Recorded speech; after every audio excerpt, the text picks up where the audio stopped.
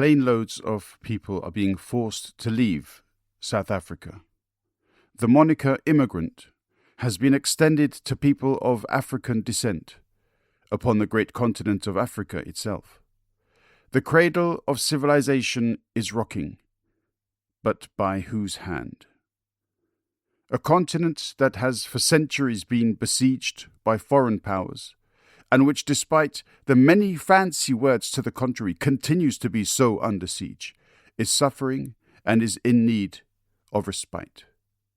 It is in need of support, it is in need of love, from within as much as from elsewhere. Ademola and Adeleke join me to talk about recent events that have shaken the sense of identity of people from many African nations. I thank you both for your time and insights. This is TwoandaMic. Rise up and be curious.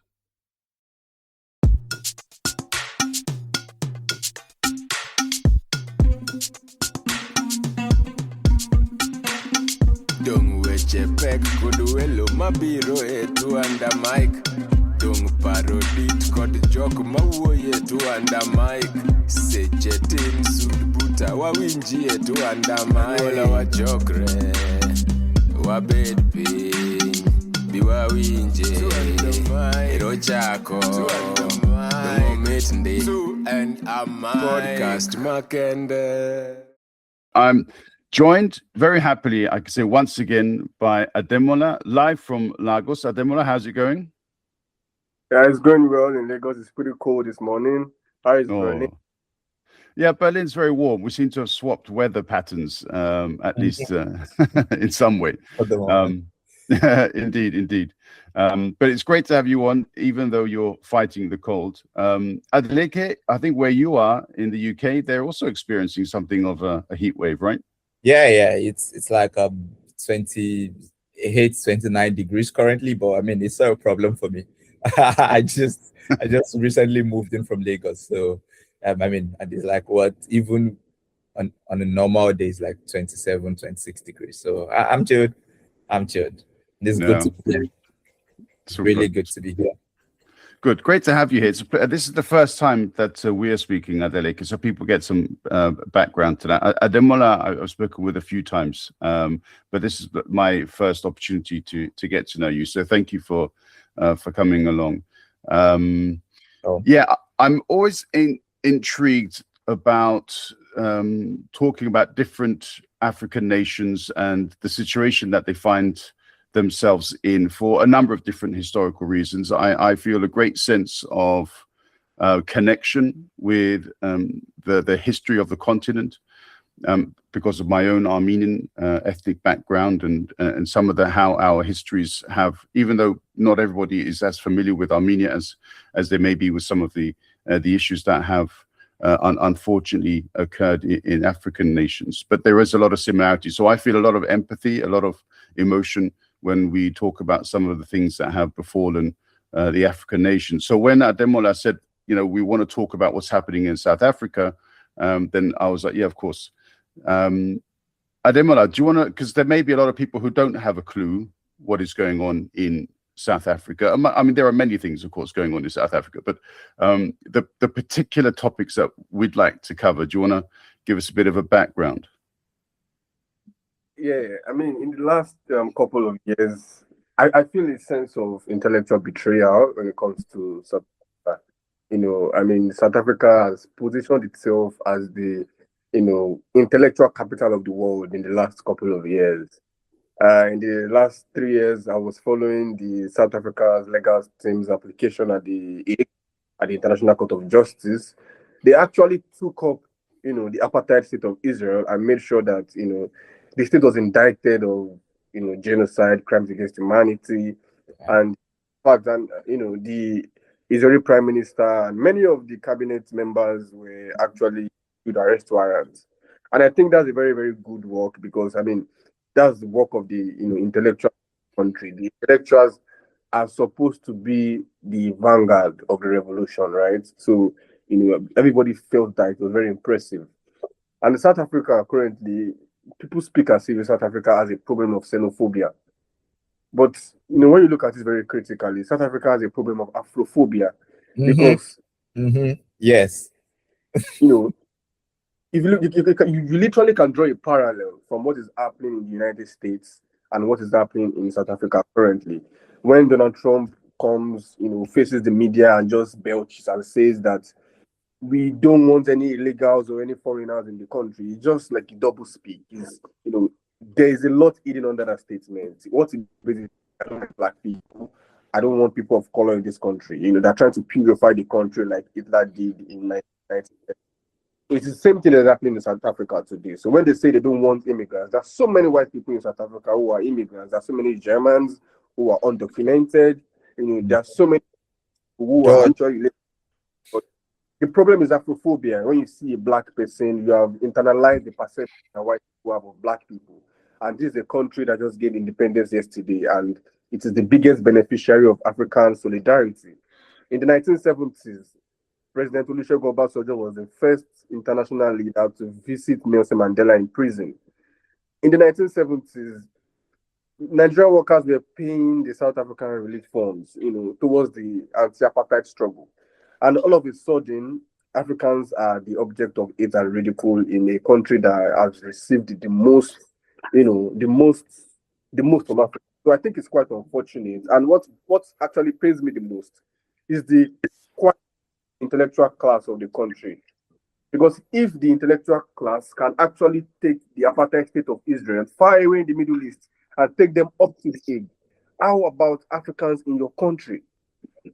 How about Africans in your country? Does law not apply to black people who are in your country? We're not talking about black people who are committing crimes. Of course, in every society where you find yourself, you're always committing crimes. What does the law say? So what is happening now is a betrayal of intellect in South Africa.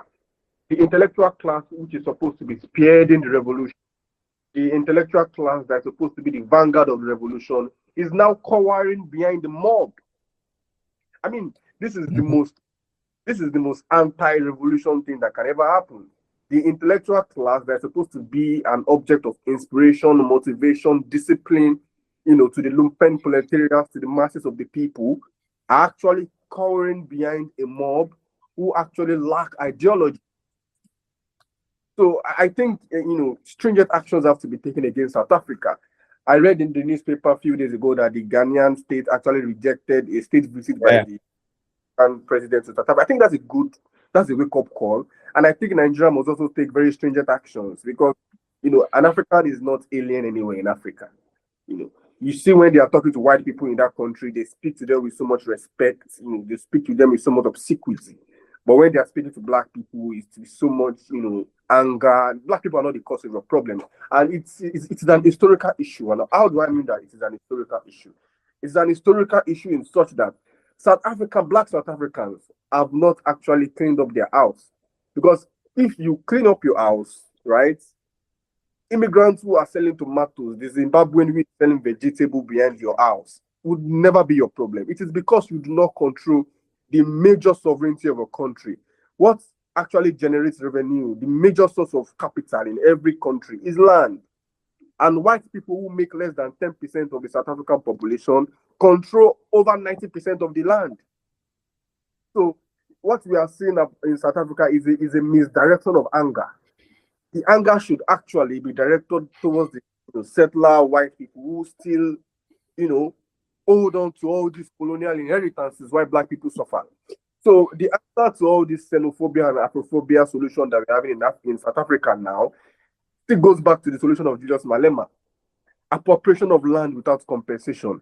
Because we just look at colonialism as an action that is violent. It has so many repercussions. It has psychological repercussions. It has social repercussions. It has interpersonal repercussions that reverberate into generations. And that's what we are seeing in South Africa now, that so many black people, are actually, calling for their fellow black in an African continent. I think that's my submission. I'd like to hear about Adeleke. Oh yeah, definitely. And I think that you've set the ball rolling in a lot of good ways. Yeah. So again, when I saw the news, that was 2 days ago. I was like, goodness me, somebody needs to bless this. And I think that in very recent times, Ghana is now asserting themselves on the continental stage. in Africa, because you cannot be treating me shabbily in your own country and then you expect me to, welcome your leader and then, give him a state welcome and just tell him, oh, you're free to come. No, that's not going to happen. And I was reading a particular columnist, and yeah, he's somebody that I've worked closely with in the past. Dr. Olagunju, Dr. Lasisi Olagunju, in his Monday Lines Nigerian Tribune, just last week, he was writing, and I would like to quote a line from it. It said, "Friendship requires reciprocity. So is diplomacy. Should Nigeria do to South Africa what South Africa has done to Nigeria?" And that's a very cogent question. That's a question that the diplomats in Nigeria needs to ask themselves, because you cannot be treating me badly and then I would give you a free pass. For instance, you keep claiming that, oh yeah, these people, these immigrants, these illegals, and we've seen that rhetoric over and again. Thankfully, Donald Trump is the US president and he has even institutionalized the rhetorics, because when you keep going on and about undocumented people, undocumented immigrants, you run a connected system. You cannot say these people are undocumented. You're unleashing ICE or your state police on, in your words, undocumented immigrants. But where are they going to pick them? They are going to pick them at their workplaces. They work, they pay taxes, they are in the system, but somehow you keep referring to them as undocumented. It's like Ademola said, that's a double speak. That's double standards. You go up and about in South Africa now, oh, these people are taking our jobs, they are taking our women. Like, a woman is a free-willed being. It's not like a crop in the field that I just arrive and I pluck. Like, a woman can speak for herself. If she wants to go with you, she can't go with you. You should be doing some introspection. Why am I that terrible that the women of my country wants to go with a foreigner over going with me? Like, am I that much of a loser? Those should be the questions, not just, you're going berserk on foreigners.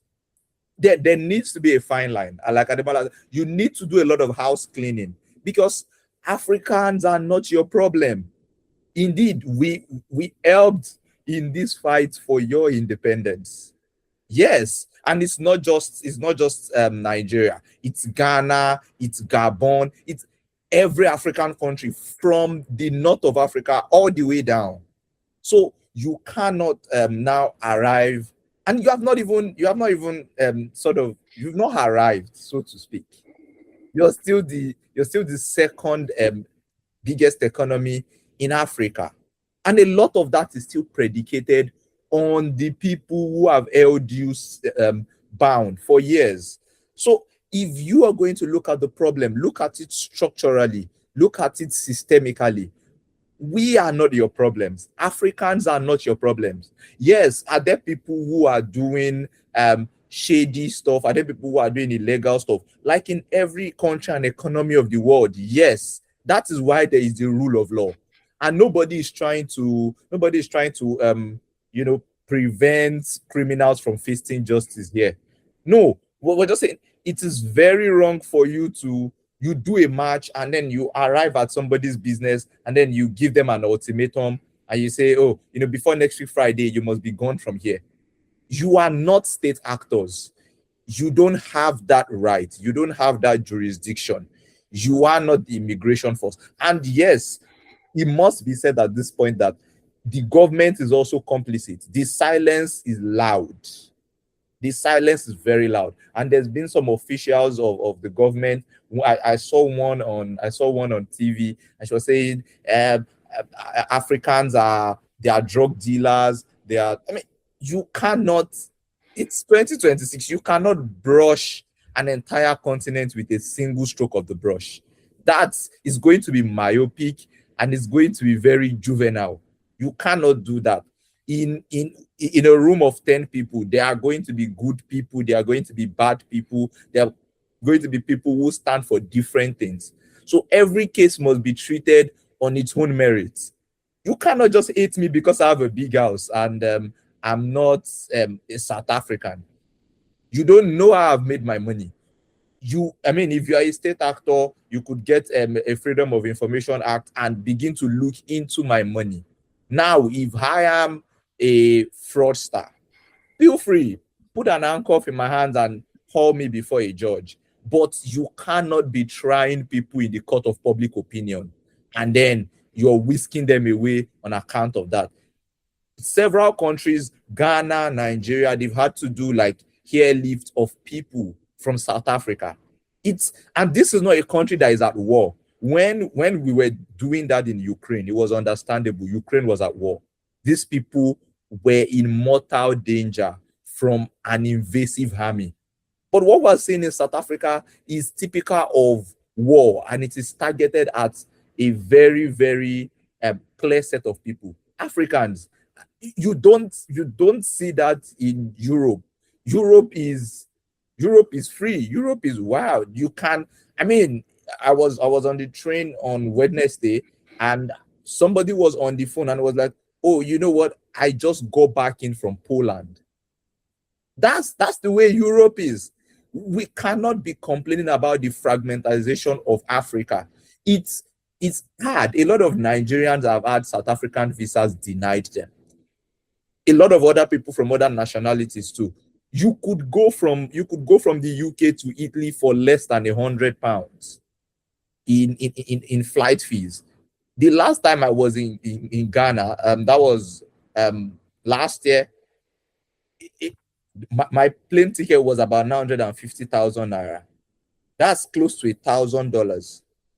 So we cannot be complaining of, oh, logistic fragmentization. There is monetary fragmentization. There is policy fragmentization. And then you're adding this on top of it.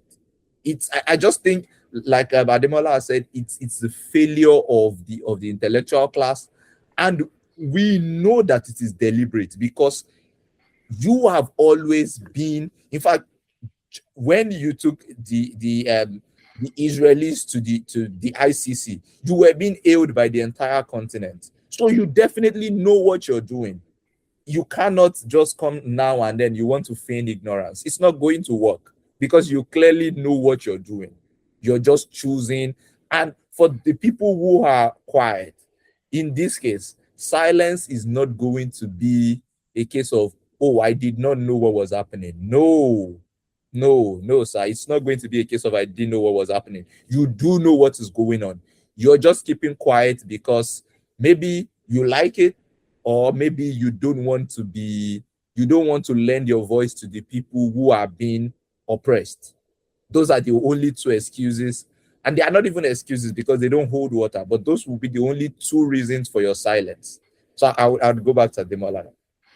So, I mean, to add to what Adeleke has said, is a very beautiful submission. If you recall, in Germany in the 1930s, there are so many events that led to the Second World War. I mean, there has always been a target of the minority. In a situation where we have that, in a situation where we have that, a Nigerian is equivalent to a criminal, a Zimbabwean is equivalent to a criminal. In a situation where we have, created crime out of the identity of a minority, we would always have persecution like this.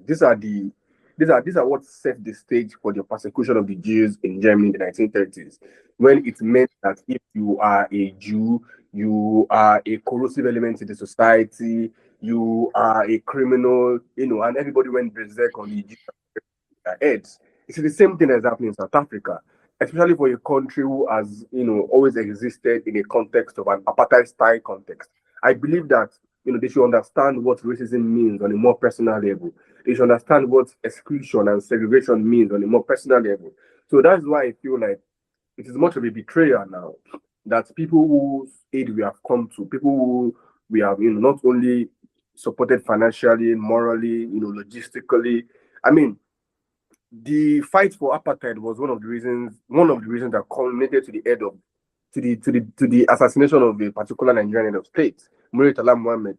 It was actually arming anti-apartheid struggles in Angola, was arming anti-apartheid struggles in South Africa, and all of a sudden on a Friday afternoon, he was shot dead in his motorcade in Lagos, Nigeria. So not only have we committed our resources to the liberation of South Africa, we've also committed our lives, we've committed our time, we've committed our efforts. So I think South Africa needs to do a lot of introspection, but in the meantime, they should be suspended from our union. Yeah, it's interesting because after we sort of had this mini debate about what we're going to talk about, I found an interview with Nelson Mandela, and he was asked about the continued relationship with Fidel Castro, Muammar Gaddafi, and Yasser Arafat. And Nelson Mandela responded, "One of the mistakes political analysts make is thinking that their enemies must be our enemies." Right? And I tie this in because we also mention Pan-Africanism.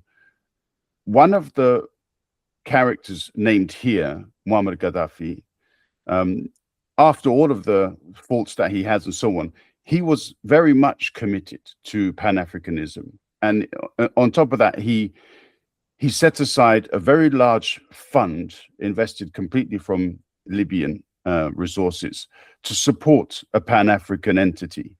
And then obviously he was taken out. There are other individuals throughout history, and Ademola, you've mentioned them a number of times, Thomas Sankara, Patrice Lumumba, very powerful voices for Pan-African unity. And these people have been taken out. And you also mentioned in your conversation there, Julius Malema, another powerful voice for Pan-Africanism. And he's facing the difficulties that he's facing in South Africa as well. And this all comes down essentially to this, for some reason, this need to continue to sow division among and between African nations. And it appears to me whenever there is a step forward in the unification of Africa as a continent, there are, for some reason, steps backwards. At the turn of the year, I remember reading about this fantastic economic project, which would essentially make it much easier for African nations and businesses to send money among themselves. And this was being heralded as a success, as a step forward in Pan-Africanism. But then since then, I've not heard anything else about that. I hope that project is still continuing. But then we hear things like this and Afrophobia, as you mentioned. And it's not just South Africa, which is guilty of Afrophobia, but also some North African states, if I'm not mistaken. There are some horrific scenes that we've seen of Africans being beaten in the streets in North African states. And so therefore, if we're seeing this pressure being applied from the South, pressure being applied from the North, and then political and economic pressure all around, what do people expect Africans to do? How are they supposed to respond to this kind of situation?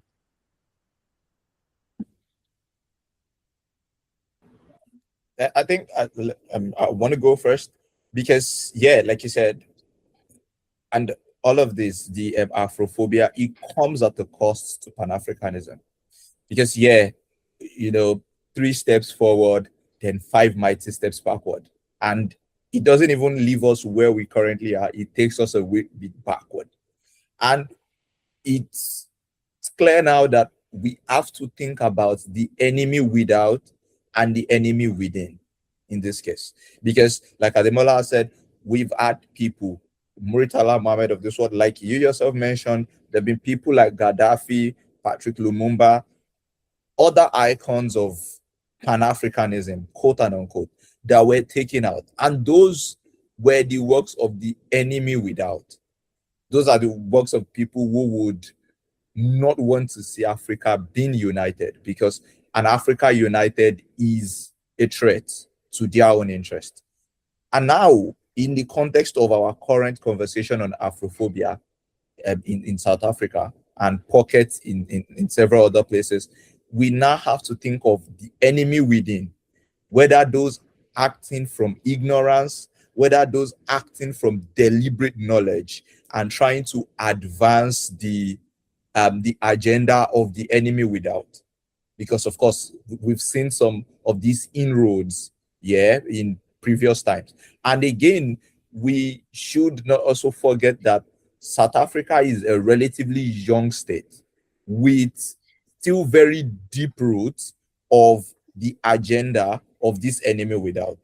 A lot of, in fact, substantially, the economy is being run and is being galvanized by companies owned by foreign entities.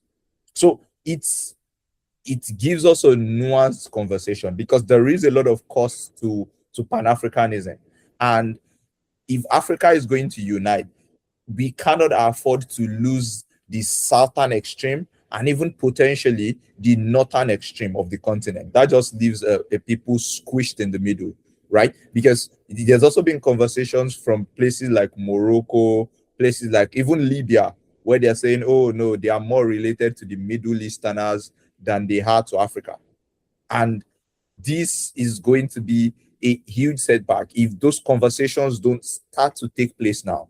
So if an entire country is having an identity crisis, so to speak, and they don't know where they are in the scheme of things, if they don't see that it's better to be united as a continent than for us to be casting our pearls before swine, figuratively, it's going to be a problem for the continent. So how do we reverse that, or how do we solve this problem? A lot of conversations, a lot of personal awakening. You cannot just say, what makes you African is more than the color of your skin. What makes you African is more than, oh, I'm a mulatto, I'm mixed race, I'm Arabian. You are first an African before you are even a party to your religion. So it's giving an identity crisis when you see people, when you see North Africans saying, oh, I'm more Arab. Why? I have a fairly lighter skin. I'm Muslim. No, the soil of the land that you're living in, the soil of the land that you were born in, the soil of the land that gave you nourishment is bearing credence against you. It doesn't matter what you call yourself. The truth is the truth. And in the grand scheme of geopolitical bickering, because no matter how much time you've spent in all these other places, when the day of reckoning comes, and with the current flux in geopolitics that we have, it would come sooner or later. Or for some, it has even started coming. So, because the count will be made, and then you will be referred to by where you are from. And when that happens, there will be no hiding place. You will not be able to hide, oh, but I am this, I am that. You will be told who you are, and there will be no lies about that. So the earlier that we start that internal work, that internal conversation by ourselves, the better we will be when that day of reckoning comes, because we would have made the adjustment. It's going to be very terrible if it's on that day of reckoning that we want to start making the adjustment. It's going to be terrible because lives will be lost, properties will be destroyed, because these people do not care about us in that sort of way. So if we also don't care about ourselves, then we're only helping their agenda and we are furthering it. So I would defer to Ademola now. Yeah. So thank you very much for that submission about today. But to buttress on what he has said, the agenda of Pan-Africanism at the end of the day is not, is not cultural imposition, so to speak. The agenda of Pan-Africanism at the end of the day is economic integration. Is cultural renaissance. Is to be aware of who we are and the position we are in the world. This is what I say to people, to Africans who support Donald Trump. Say, I'm an African, but I support Donald Trump. White people cannot tell whether you are from. They don't even know that there are 54 African countries. They believe Africa is a country. So whether you are from Ghana, whether you are from South Africa, whether you are from Lesotho, as long as you have an African skin, right? As long as you have an African skin and you come from the African continent, you're a black person, it does not matter who you are.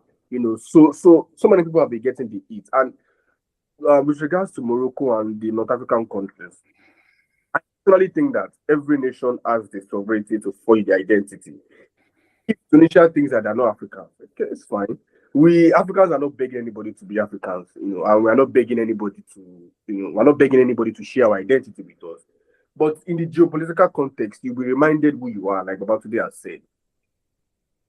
The same people who came to Africa, who came to the African continent, colonized people in Kenya, took away their properties, put people in concentration camps. They are the same people who committed the same horrendous crimes in Algeria. The French carried out a nuclear test in Algeria, and many people perished, and the consequences is still affecting them today. So all of these actions stem from a place of the fact that these white people, French people, Europeans, Americans, see people, non-white people, as less than humans. So it doesn't matter whether you are Arab or you are African or you are yellow or it doesn't matter, So the fight should be, we should coordinate and organize against empire. So if we are fighting and organizing against empire and we are still fragmented within, as I'm fairer than you, I think it's so simplistic, it's so lazy, it's so adolescent. I think the age of political maturity has to come. We have to come to the realization of the fact that being African is more than the color of your skin, as Abatudi has said. Our fight is against empire. Our fight is against imperialism. For the past 60 years, the international financial economic system that has taken so much from Africans, the military industrial complex that has created chaos all over the world.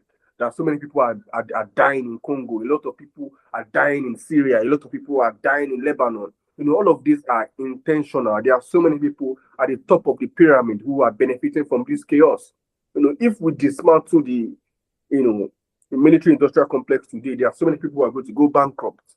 So Africans need to understand that it is an international, capitalist, imperialist system against them. So we should look beyond the color of white and black. We should not look, at our material interests and how we organize against empire. A lot of the strength of African nations is to be found, from what I have seen and read, in their younger generations. I've done a few podcasts with an activist, a friend of mine, Esheru in London, and he has mentioned a number of times that the continent of Africa has more people of a working age, a younger working age, than any place on the globe. There is so much energy that Africa can contribute. And I don't mean the natural resources that other countries are stealing, but I mean with regards to the people. In Kenya, we've seen as well Generation Z standing up to corruption. We've seen this also in a number of other places. There is a lot of intellect, there is a lot of creativity, there's a lot of culture to be found in a lot of African nations. Just a few weeks ago in Berlin, I attended the African Book Festival, where there were a number of authors from a number of different parts of the continent that were there. I can mention a couple of the names: Igoni Barrett, Amat Levine, Anna Luka-Movangi, Edna Bonhomme. As in, there are so many, Edwige René-Dro, as in, there are so many people there from different parts of the continent. And I have to say, they were competing with one another, and yet so many of them were so connected. There was an understanding of mutual respect, admiration, that they were telling stories as different as the stories were. There was a shared message there that the entire continent of Africa existed beneath the same sun. And they were communicating a message of identity which was shared.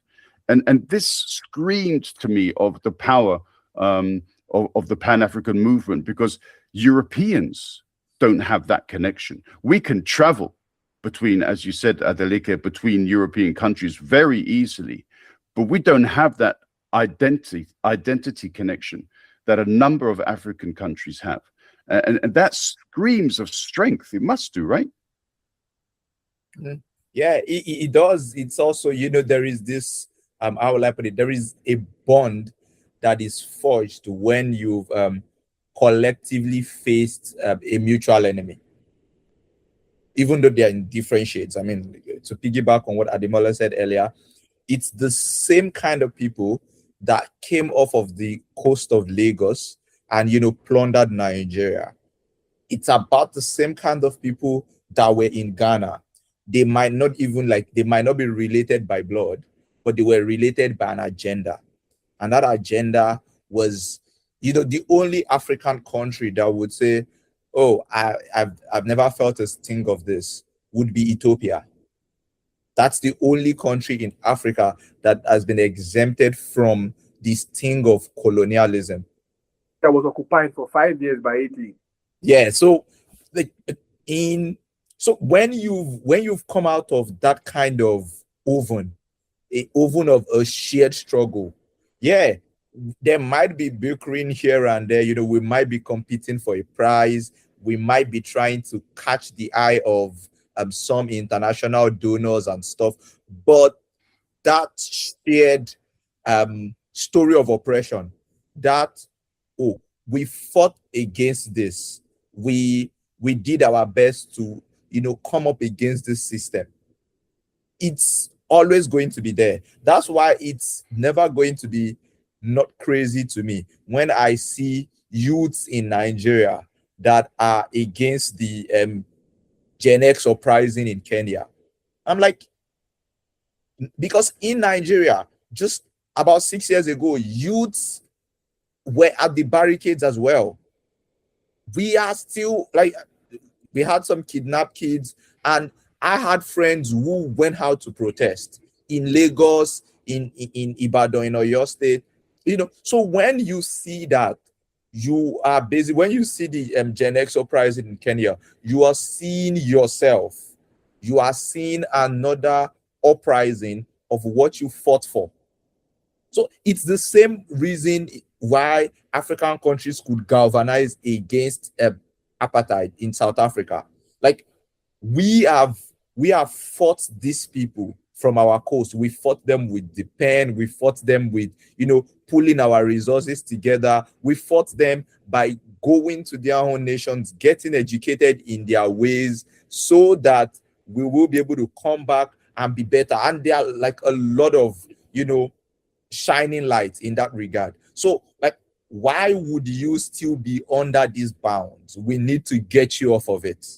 Which is why, it was not an afterthought that countries like Nigeria, like Ghana, and others who had, broken free of their own shackles, they would give their own resources to South Africa to help them get out of that. Because we see ourselves as one. And again, that will be the entire construct of Pan-Africanism. That we are one, and we're fighting against a system that intends to, shatter us. If we see that, regardless of whatever we are competing for, we would know that when we get back home, when all of the lights, when the spotlight dims and we're back home, we are a family. So it's like, even if I go to a competition with my sister and we're trying to get a prize, we know that whoever gets it is coming home. And that's the beauty of the entire thing at the end of the day. That's what shapes the identity. Yeah. Ademola? I mean, Babatunde has given every submission that I don't need to say anything much. I'll just wrap up with this. Julius Malema, I watched a video of Julius Malema some time ago. He said Africa is just like a family with so many rooms. Let's say a 5-bedroom flat. So there's a room here, there's a room here, there's another room here, but all these rooms belong to the same house. So if I leave Nigeria and I'm in Ghana, I have not done anything serious. I have just moved into another room.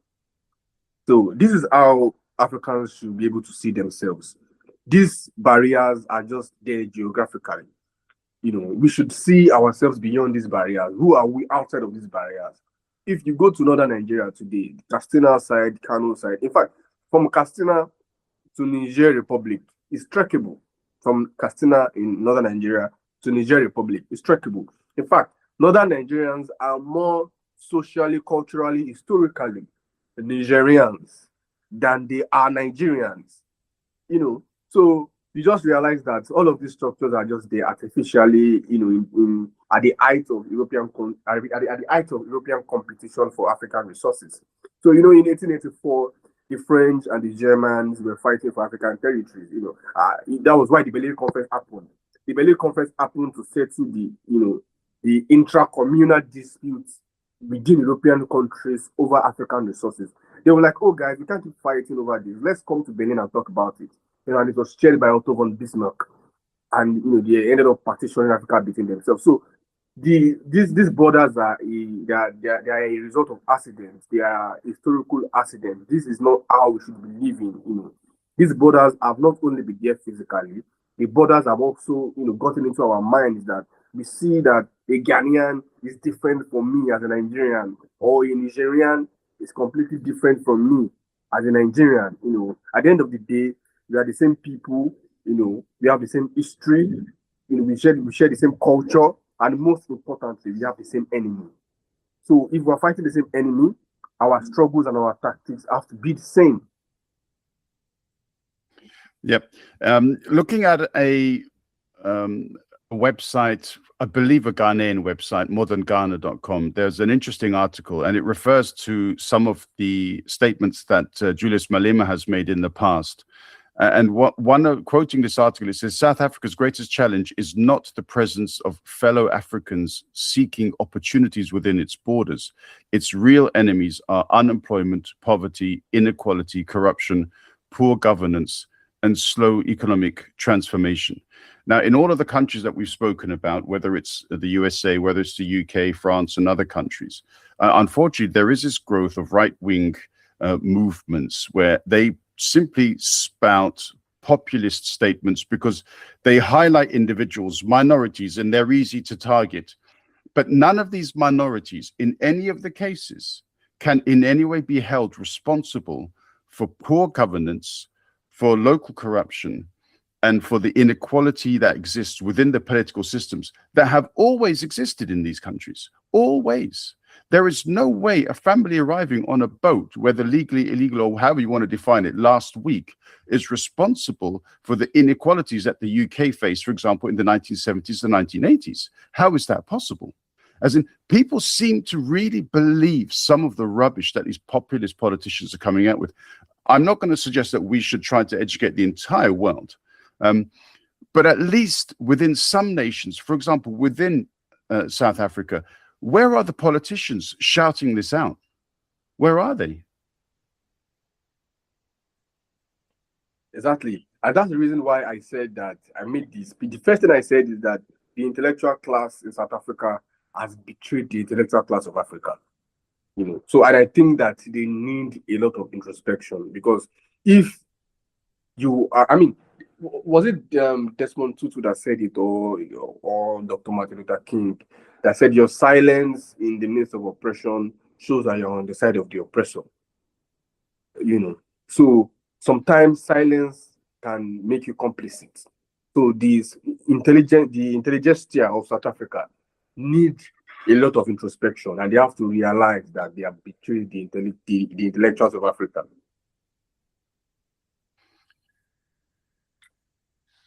I'll just layer up on that to say, in all honesty, when you look at, and it's not just in South Africa, across the world, it's easy to play to the gallery.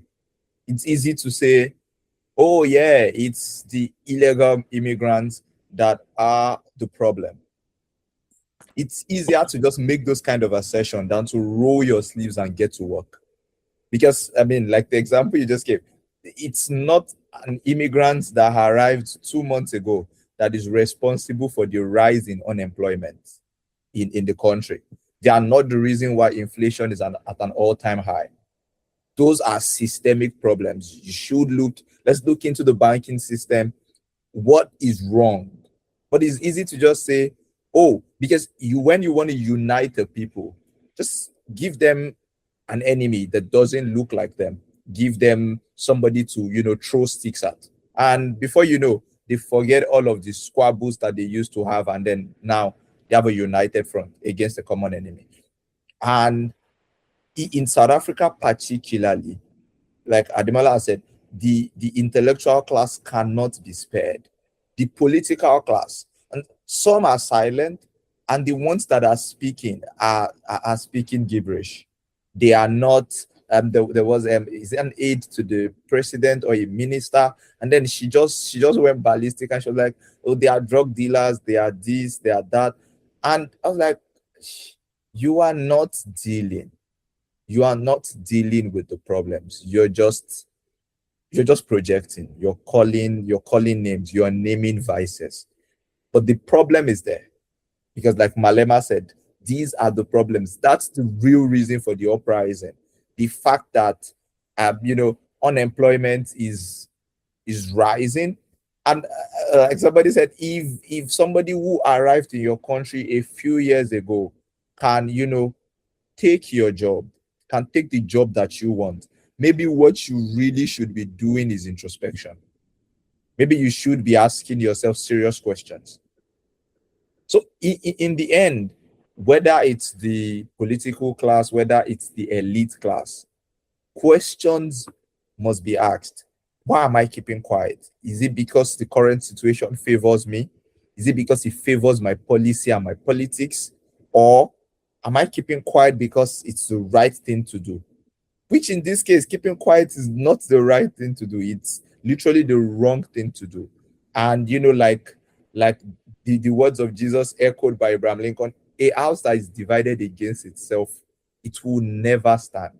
It's going to fall apart. So those are the questions that need to be asked. And sadly, like you said, we cannot educate the whole world in one go.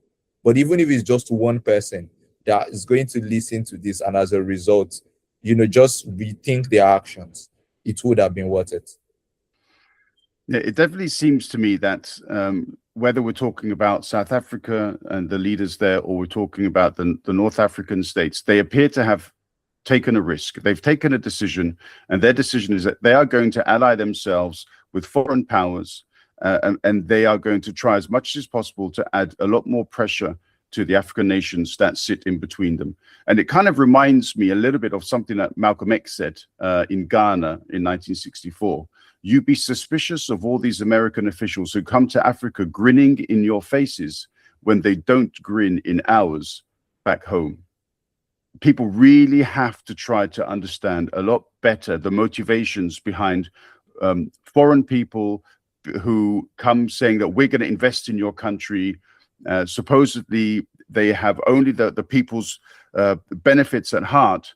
Yet really, we kind of need to identify the motivations behind their actions, because if, unfortunately, our own governments are not acting in a way which supports the benefit of the country, how can we expect foreign investors for whom only their business profits are the key issues at play?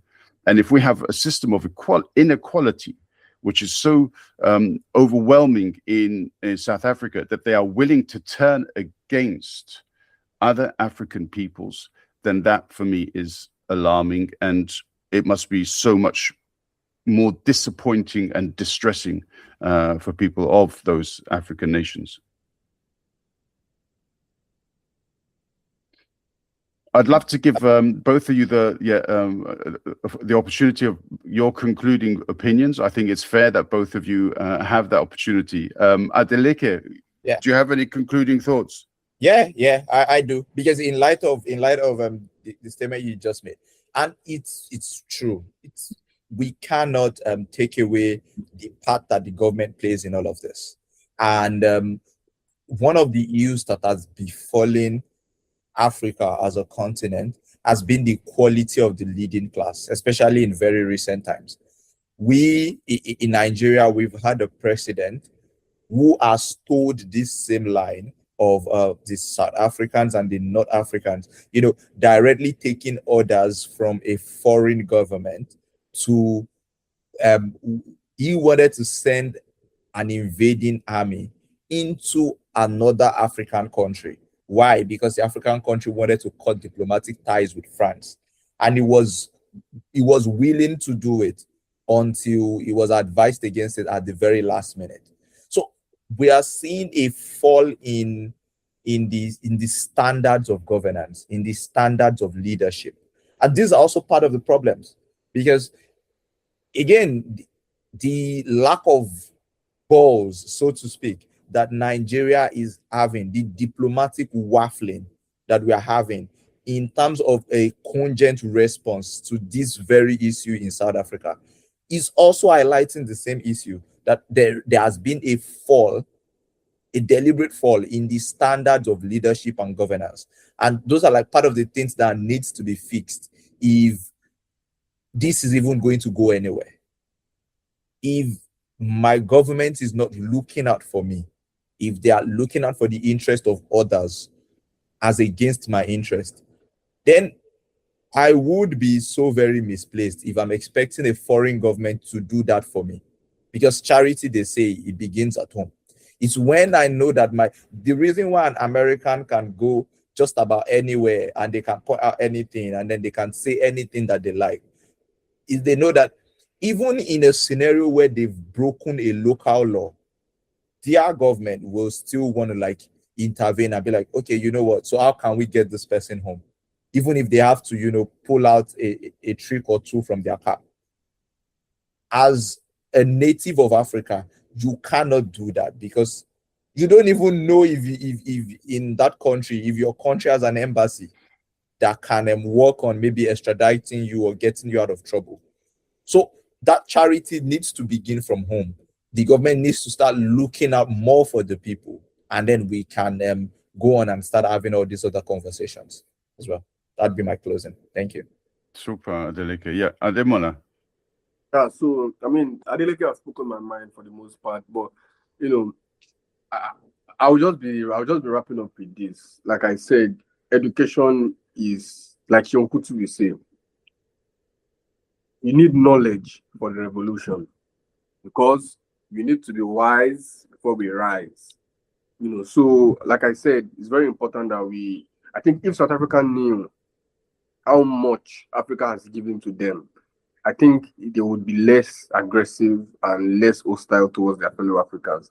So, I mean, I will continue to emphasize that, you know, documentaries, you know, education should be emphasized on the countries that actually put their money where their mouth was. You know, countries like Cuba, you know, Cuba did not only send financial assistance, Cuba sent troops, Cuba sent men on ground.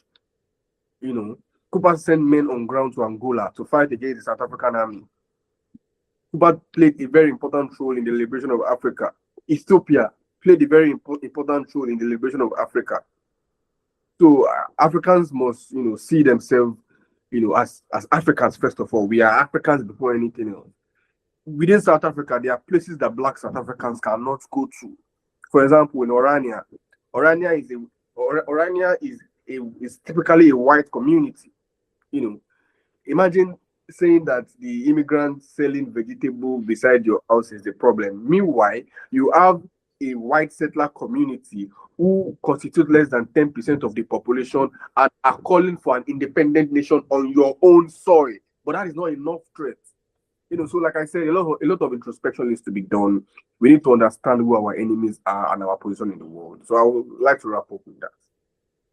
Brilliant. Thank you both for your time. And hopefully the situation will develop in a more positive light, that the people of power in South Africa will wake up and realize that this is not the way to go forward.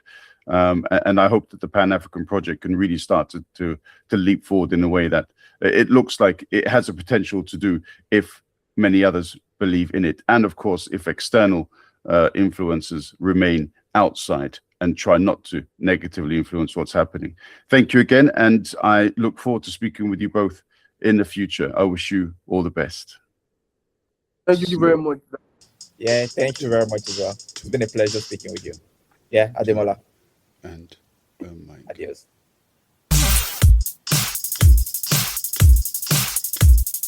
Two and Mike.